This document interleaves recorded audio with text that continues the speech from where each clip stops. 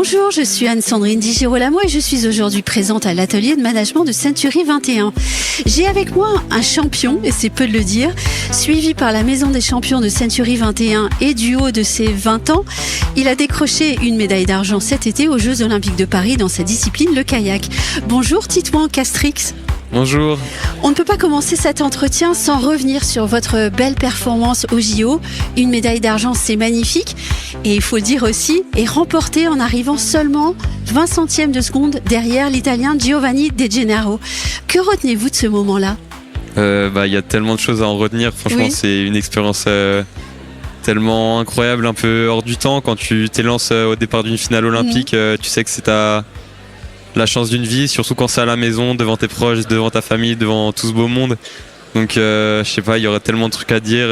C'était juste moi c'était le moment de ma vie. J'ai l'impression que tout ce que j'avais fait avant c'était pour le vivre, ce moment-là, et j'essayais de l'embrasser au maximum, le moment, de faire ce que je savais faire de mieux, et ça a plutôt bien marché. Ça n'a pas forcément cherché l'or, mais déjà une médaille d'argent, c'était un bel accomplissement. Oui. Et du haut de ses 19-20 ans, est-ce qu'on peut dire vraiment que c'est le moment de sa vie ? Il y en aura d'autres ? J'espère qu'il y en aura d'autres, Oui. mais on sait jamais de quoi sera composé le futur. Donc quand tu as une opportunité comme ça, moi, la seule chose que j'ai envie de faire, c'est de la saisir. Je pense que on sait jamais ce qui va se passer après. Donc moi, j'étais là dans ce départ et je me disais c'est le moment, faut que je le fasse maintenant. Sinon peut-être que tu t'en voudras toute ta vie. Donc j'ai vraiment essayé de surtout être bon sur ce moment T, parce qu'au final c'est ça le sport, la compétition, c'est être le meilleur sur un instant. Ça sert à rien d'être le meilleur au quotidien dans toute sa vie. Il faut vraiment être le meilleur au bon moment, parce que c'est ça qu'on retiendra de toi. Ce sera la performance que tu auras réussi à réaliser sur cette grande course, cet grand événement. Donc voilà. Donc profitez de l'instant présent.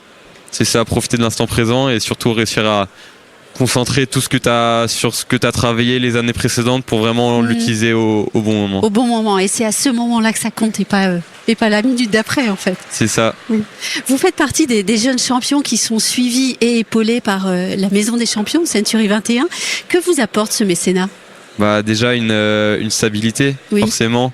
Surtout nous dans un sport qui est plutôt un sport amateur, donc moi ça me permet d'en vivre. Donc déjà c'est une énorme avancée, Oui. de pouvoir vraiment me professionnaliser, De vous consacrer entièrement à votre activité. entièrement, d'avoir vraiment cette sentiment de sécurité et de se sentir soutenu aussi, parce que c'est bien d'avoir de l'argent et tout ça, mais si on a en plus derrière des personnes qui nous suivent pendant tous les jeux, pendant toute la préparation, chez les équipes de Century 21 qui m'ont envoyé des petits messages, qui m'ont soutenu, Oui. qui ont suivi ce que je faisais, donc forcément ça fait tellement plaisir. Et en plus de faire partie de ce beau collectif de la Maison des Champions, moi ça m'a justement permis de me rapprocher d'autres athlètes pendant les Jeux Olympiques, avec notamment Johan, le nageur, qui fait partie aussi du collectif.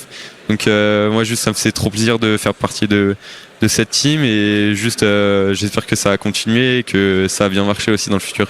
Alors justement, vous parlez d'équipe. La Maison des Champions est marrainée. Je crois que vous avez pu la rencontrer déjà. Oui, je l'ai. La fameuse Marie-Josée Pérec. Oui, la fameuse. Ouais, je l'ai rencontrée, ça faisait vraiment plaisir. Je la connaissais pas du tout. En plus, c'est pas ma génération et tout ça, donc c'est limite plutôt mes parents qui suivaient ses exploits. Donc ça faisait trop plaisir de la voir. En plus, elle est hyper accessible, hyper gentille. Donc c'est juste top d'avoir quelqu'un comme ça qui nous apporte son soutien, son expertise et sa vision des choses. Donc c'est juste magnifique. Rencontrer un modèle, c'est important. Ouais, c'est ça. Ouais, c'est surtout en plus c'est des époques tellement différentes. De pouvoir discuter de un peu la vision qu'elle a, de notre vision, ça apporte vraiment une transversalité. C'est juste trop bien. Quelle valeur portez-vous en votre qualité de sportif ? Question extrêmement difficile. Ouais, je c'est sais. assez difficile. Oui. Je pense déjà, nous on a un sport individuel. Quand tu te retrouves sur une compétition, tu es seul au départ, mais au final pour arriver tout seul et bien dans ce départ, il faut avoir une équipe autour de soi qui te soutient, qui t'aide, et c'est vraiment tout un travail collectif, même si au final à la fois c'est qu'une seule personne qui brille.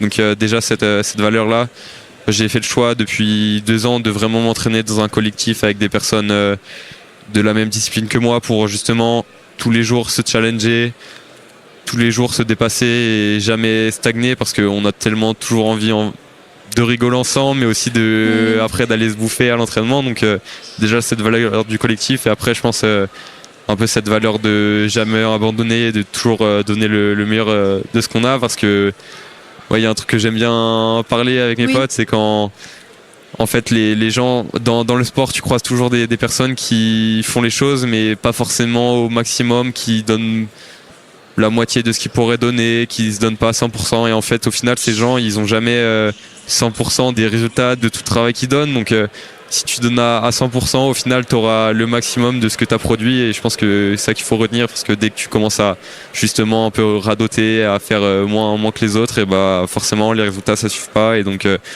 t'as juste le côté un peu dur du sport, tu t'entraînes mais t'as pas le résultat, donc franchement faut y aller à fond et pas compter les heures, juste pas compter et y aller et se sentir bien surtout. Et avoir ce rapport avec la combativité aussi, un rapport continu je dirais. Ouais, jamais abandonner et avoir la dalle surtout, je pense c'est un peu une question de dalle au final, donc juste se battre et être assez intransigeant dans ce domaine-là, sinon tu te fais vite couper les ailes. C'est ce qui vous rapproche très très certainement des agents immobiliers, puisque la combativité et le fait de rester complètement concentré sur l'objectif sans baisser les bras, c'est très très important dans ce métier pour pouvoir réussir. Eh bien, merci beaucoup à vous, Titouan Castry. Merci d'avoir bien voulu répondre aux questions des ondes de Limo. Juste une petite dernière chose, quelle est la prochaine échéance ? On a un peu le temps, on sera en mai 2025, championnat d'Europe à Paris, donc à Vers-sur-Marne. Et haute deuxième échéance en 2025, championnat du monde à Sydney en septembre. Donc, à nouveau, période de préparation et de concentration. C'est ça. Merci beaucoup. Merci à vous, bonne journée.